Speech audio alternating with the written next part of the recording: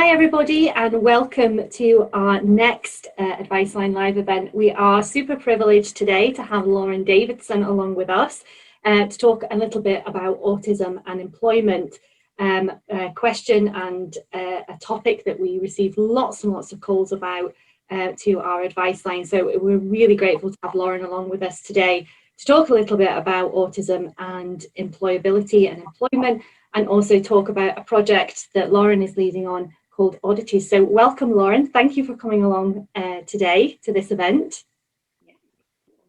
So Lauren, would you like to tell us a little bit about who you are and indeed Oddities? So my name's Lauren Davidson. I'm a kind of classic late diagnosed autistic woman. So I got my diagnosis sort of between 2 and 4 years ago. It's a bit hard to remember exactly what happened. Lots of misdiagnoses along the way, lots of figuring things out.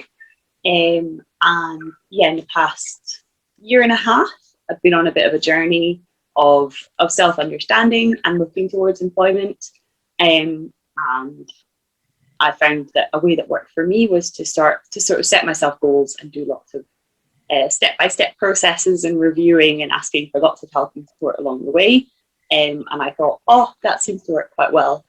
I'll maybe see if I can figure out a way to help other people do that. And I thought something I'd like to mention is that I'm not there. I've not got it all figured out. I'm still getting used to my diagnosis. I'm still trying to understand how my brain works and think about how I can build a life that kind of best fits my neurotype.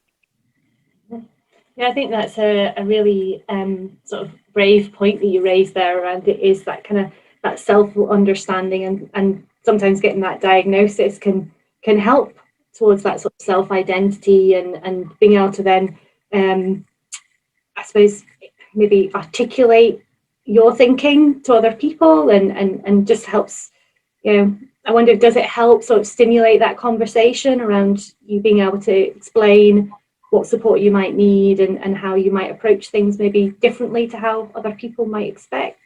Yeah, so kind of twofold. One is that with the diagnosis, I don't expect my brain to be able to adapt to things that I find difficult. I'm not putting myself under pressure anymore to do things that I find really challenging. And then the second point is that I've completely forgotten the question. But I think there is that thing, isn't it, about not putting pressure on you to think or for any of us to think the way that somebody else thinks, that recognizing that we all bring our own unique thinking style and our own unique approach to things. And actually, when we think of that in the context of employment, we want to attract the talent and the difference of thinking, not sort of everybody sort of doing it the same way, because we need the innovation and the exciting stuff that comes from that sort of unique perspectives. That was my second point, was about market myself to employers. Great minds. I am autistic, and that means I am amazing at attention to detail, and I will question everything that you do. And in some cases, that's exactly the sort of employee that you want, and in other cases, hire me. Yeah, well, no, I'm thinking, some of the bits and pieces that I do in my kind of day job, if you like, it's great to have people going, right, go turn that upside down, inside out, and really push it to its limits and make sure that it's working well and it's working right. So no, you're right, it's a massive talent that you have there to be able to do that. And just say I'm a bit envious because I'm not that good at doing that. I'm good at coming up with the idea, but not so much to do I bet you can read a clock though, so yeah. So you talked there a little bit around sort of finding a way that worked for you, and was Oddities the kind of sort of result of that? Yeah, how did Oddities come about? Yeah, so like I said, I've been on this employability journey just in terms of building up my confidence and setting myself kind of challenges, so things like writing blog posts or working on a specific project, and by doing that kind of bit by bit, realizing all the skills that I have. And then at the start of lockdown last year, I was involved in a mutual aid organisation, and I was working with lots of people who were in quite high-powered jobs, and I was working alongside them to build this project, and I was like, oh, whoa, I'm exactly as good at all of these kind of parts of work as you are. And I had just told myself for a really long time that I wasn't. So that was a kind of click moment for me, that when you get a chance to see your skills in action, then you can realize that actually you do have all these skills and you might be lacking in other areas. You're good enough for work. That was the light bulb moment, was all these people who think they're not good enough for work and actually they are. So I was like, well, what can I do to give people that opportunity that I had? So that structured environment, clear project, real life challenge that they can meet and see how awesome they are. I try. I'm a bit relentlessly positive also. Of course, there's negatives and learning along the way, but I just wanted to give people that opportunity. Yeah, because it's really quite startling, the stats, isn't it, in terms of people with a diagnosis of autism, or indeed those that identify as having autism. When you look at the stats of how many are in employment in relation to how many of those people want to be in employment or full-time employment, it's quite startling, isn't it? I was, really quite sort of, it really is a call for action, isn't it? For all of us, I think, to as organisations and as managers, to think, actually, no, we need to do something about that. Yeah, I think the big one is 77% of unemployed autistic people want to work. Yeah. To me, that's just this huge bundle of talent that could be fit for use. Absolutely. Absolutely. And I can segue that into Oddities. The idea is that by harnessing that talent that's kind of sitting there, we can create a product, a service for businesses, that's how you say that word, that will enable us to bring in enough money to provide the support that our participants need. So the service is to find cool bits and pieces for interior design or for event spaces, and we'll take the participants through a really nice step-by-step process where they're kind of doing a bit of design work, doing a bit of research, doing a bit of presentation, but all in really kind of baby steps. So the kind of outcomes are that you've got people who completed a project and seen that go into the real world, and you've got a service that helps businesses to be more eco-friendly, and also to start just having conversations with autistic people, which I think is a really good step towards having more employment opportunities for autistic people, because there's lots of fears and uncertainties and misinformation around.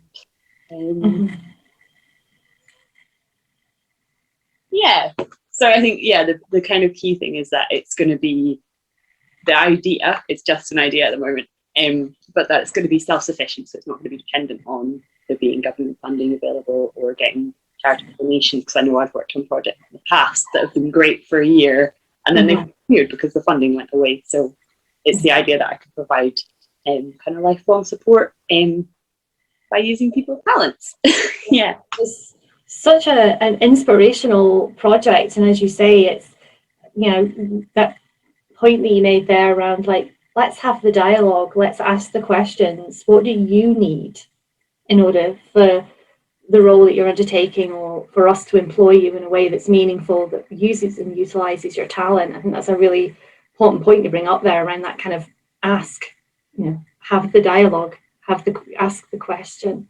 And do you find, I know obviously you're in the process of developing Oddities, but what sort of reception have you had with regards to some of the employees that you've worked alongside?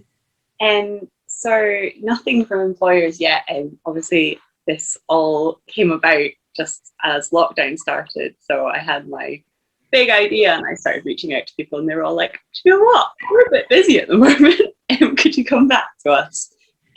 So more what I've been doing is just kind of general advocacy and awareness raising, and the responses is just really positive. Like, I think people do want to talk about autism, they want to understand it, and they're really scared. So if you can be a kind of friendly face where people can ask questions without fear of being told off. Mhm.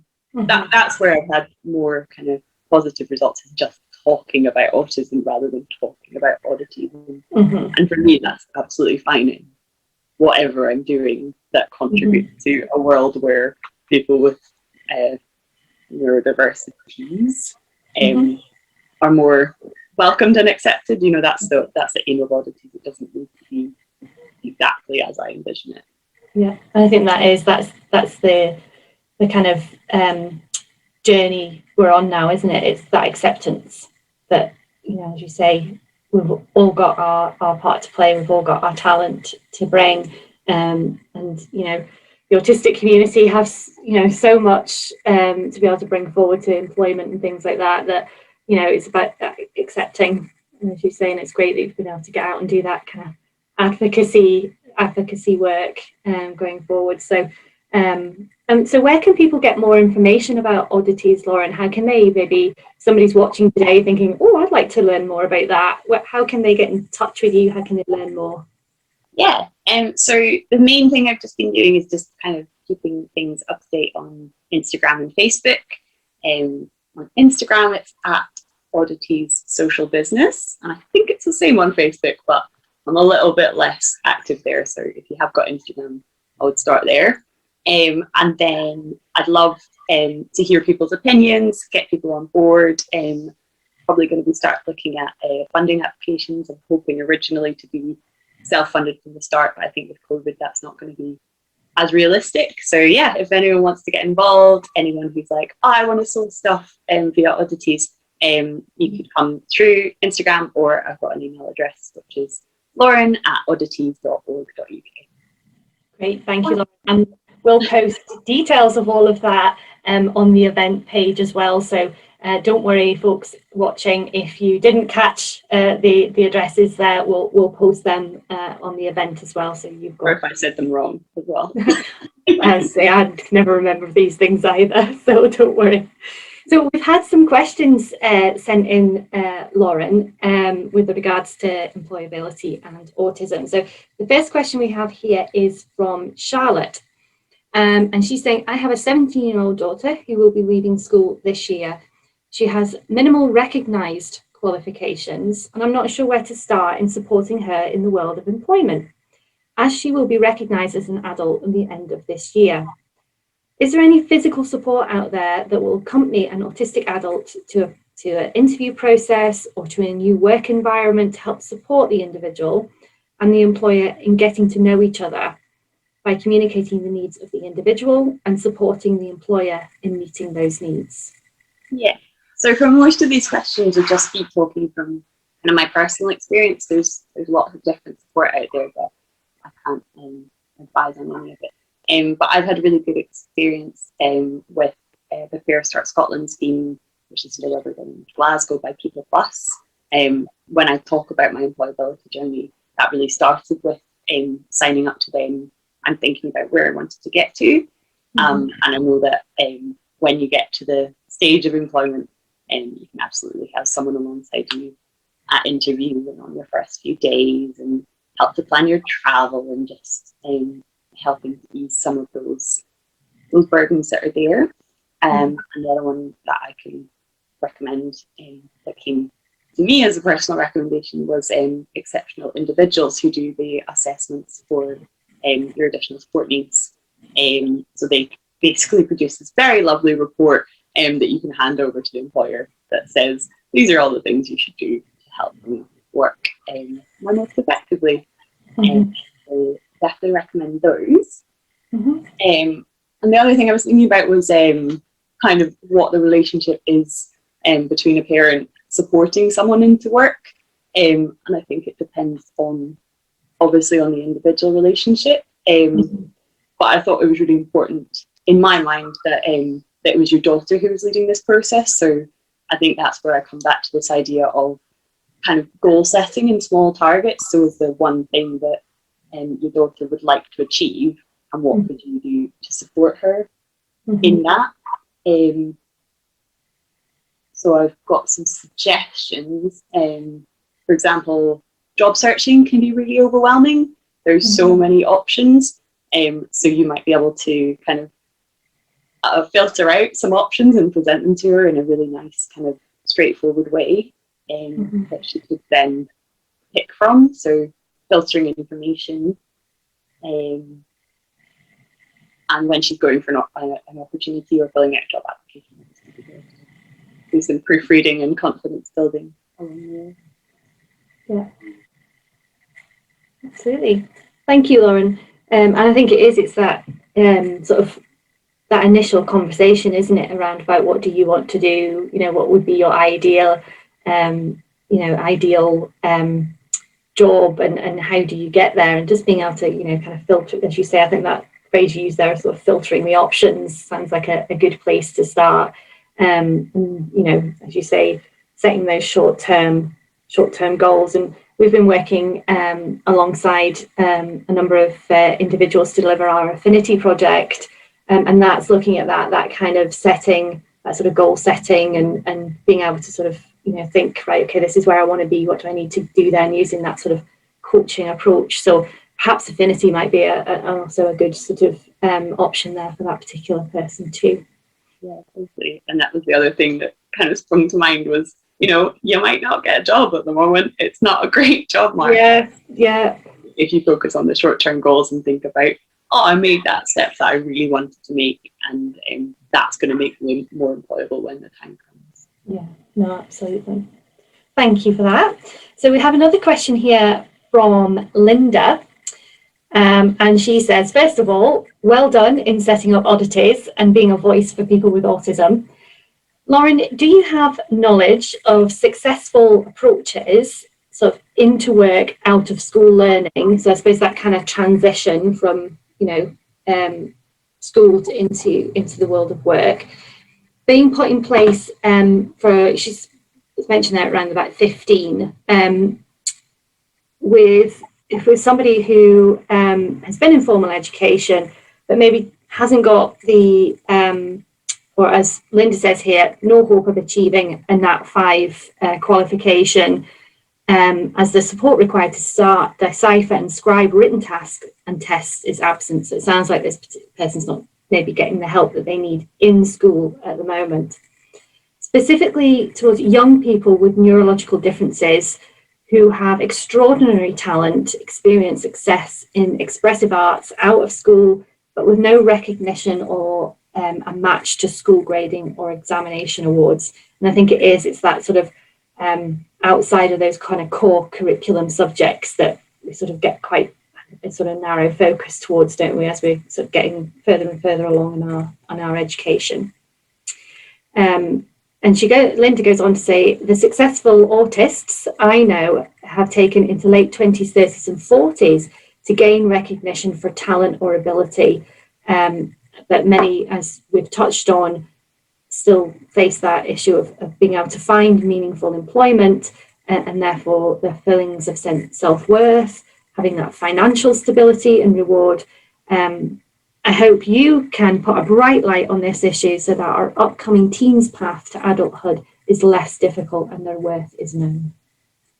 No pressure on me. Lots of lovely questions there, but a lot of things to unpack there. So I suppose initially, in your experience, what support maybe is there that for children and young people who are sort of at that Nat 5 stage and are looking to the future, and maybe those core examinable subjects are not really their niche or their sweet spot, if you like? Yeah. Well, what I've identified from this question is that I have a huge knowledge gap. Being late identified, I went out of school and into university without any support, and obviously I was really fortunate to be able to do that. I guess something that's important for me to understand, even if I don't like it, is that I have a specific knowledge base and I can help specific people. So the idea with Oddities is that it's for adults, it's for people with low confidence. So that's just a bit of a caveat to say, I don't know, Linda, I'm sorry. I had some ideas, is what I can offer you. So it sounds like, I just from reading that, it sounds like the number one thing you can do for your child is to help them with their confidence. School will have knocked the wind out of their sails. They've been told that they're failing exams, and there might be behavioural issues. I know that high school was not a great experience for me. So I think almost taking employment out of it and just thinking about what does this person need to thrive, what's going to make them feel confident and valued, whether or not that's going to start bringing in money today. So sort of helping them to develop their interests in these expressive arts. I've got a couple of disability arts organisations that I know, mainly in Glasgow because that's where I'm based, but look, they do physical theatre for people with different disabilities, and Projectability is an arts group based in Glasgow as well. There's Theatre Nemo, who do a bit of music, a bit of art, and a bit of drama as well. So yeah, again, I would go for this kind of break it down, like employment's your goal, but just don't even think about that right now. Just think about what is one project, one activity that my child could do that's going to help them to feel confident and valued. So something like writing a blog post, or if they do music, maybe publishing one piece of music, just something like that. So really try and start small and achievable. And that's the best that I have to offer. No, I think that's well. I think that's really helpful, Lauren. And I think as well, I'm sort of standing here and I'm thinking to myself, well, a Nat 5 or any other qualification is just a sort of evidence of something you can do. But if we think outside the box, like, is that what we're sort of saying? Is think about what you're good at and what your talent is, and finding ways to, I suppose, evidence that talent to employers and to future people, to sort of build your opportunities. Is that kind of what we're saying? Yeah, and I think if you are looking at an arts career, then it's always portfolio based. It's not qualification based. So anything that they've done that there's a record of or they can talk about is going to be part of their portfolio and also part of their kind of self-development. Yeah, absolutely. No, thank you, Lauren. That was really, really helpful. So hopefully that answered your question, Linda. So the next question we have here is from Carmen. And again, lots of praise for you, Lauren. Thank you very much for organising the session and for being here. I think that employability is one of the key issues that can affect more to our possibilities and the perception of ourselves. And it affects us, the ability for us to have fulfilling and kind life in general, and therefore it creates a great level of stress and anxiety. So her question is... Just at that point, I'll just say that this employability journey that I talk about, a big shift for me was shifting meaningful employment to include voluntary activities. So I built myself up over the course of about 5 years in different voluntary organisations, and that was meaningful employment. And that's what's gotten me to a stage where I feel like I would be a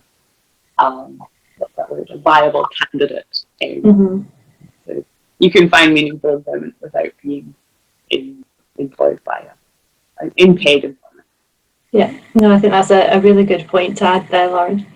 So Carmen's question is there any information about the most common challenges and demands from autistic people in working environments from the sensorial point of view, for example, lights, sound, privacy, etc., and also about the usual responses from the companies to these demands? So I think here, perhaps talking about things like reasonable adjustments and that sort of thing. During the pandemic, many people have shared how remote working has suddenly been a feasible accommodation in their companies, but it was not reasonable when they asked for it in the past. It's not uncommon that autistic people even have had to quit their jobs because a lack of accessibility in multiple manners and much will to listen and understand will also benefit the employers, which can also help many people as a result of that. I think that's a common question we've been asked, actually, Lauren. So I'm interested to hear your kind of opinion on it. have been asked by several autistic people who've contacted us through our advice line, sort of saying it's okay for us all to work from home now. You know, we can create our, you know, great, comfortable working environments that suit us. But pre-pandemic, that was maybe not as acceptable. Yeah, I've been doing a lot of thinking about that, and I did kind of write about it a bit on LinkedIn at one point. So there's a lot of anger and frustration, which is totally justified. But somehow, I don't know why, I've just decided to look at it in a positive light and think if this was a new technology that was going to be adopted, the idea of working from home, then we were at a stage where we had early adopters. You know, a few companies were doing it and seeing benefits, but the majority of people were going to wait and see whether it worked out. So if you look at it that way, then what's happened is the pandemic's pushed us further along the line. So while it's frustrating that it didn't happen sooner, the pandemic's helped us to get there quicker than we would have if we'd followed the normal curve of adoption. So that's the most positive way I can look at it. I love that. Look at it from a positive perspective, and you know, I think that's a good lesson to live life by. Try and see the positive. Yeah, which is not always easy, and certainly no, of course not. With an autistic brain. And I think the other point I wanted to make there was that it's also pushed us forward in terms of just talking about well-being and talking about healthy working practices. So I do think that in the future, the working world is going to shift, and that's going to really benefit people with autism, because all of the adaptions that are suiting kind of every worker are actually going to work in our favour as well. And then I'm feeling like I've got a lot of information here about the kind of common challenges and demands and responses, and I think it's probably best to just include that as a link. Yeah, absolutely.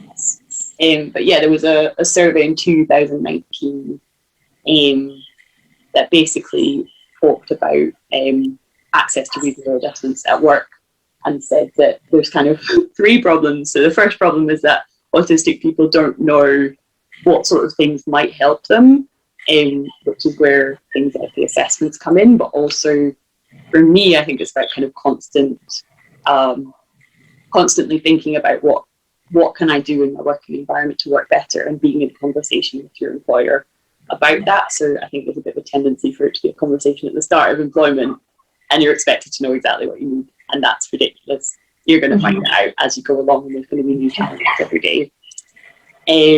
Implementation by the employers can be difficult because of stigma, sustainability, and employers refusing. Which is probably no surprise to Carmen or anyone else listening, but we'll find ways around that. I think, again, going for the kind of formal, if you've got this formal assessment that you can hand over to your employer, and remember that they are kind of legally obligated to do reasonable adjustments, and you can challenge those decisions, as kind of harrowing and heartbreaking as that process to go through. Yeah, so got statistics, but I think we'll just skip over that. I feel like I've been talking a lot. If you Google it, there's a lot of examples of bad practice. Those are not hard to find. And there's also a really great PDF of a list of reasonable adjustments. So if you were going into employment, you could go through that list and say, I'd like to ask for that one, I'd like to ask for that one, I'd like to ask for that one. So that kind of helps with that problem of identifying what sort of things might be helpful. Yeah. No, that's great. And we can certainly link to any of the resources and documents that Lauren's talking about in some of her answers to our questions.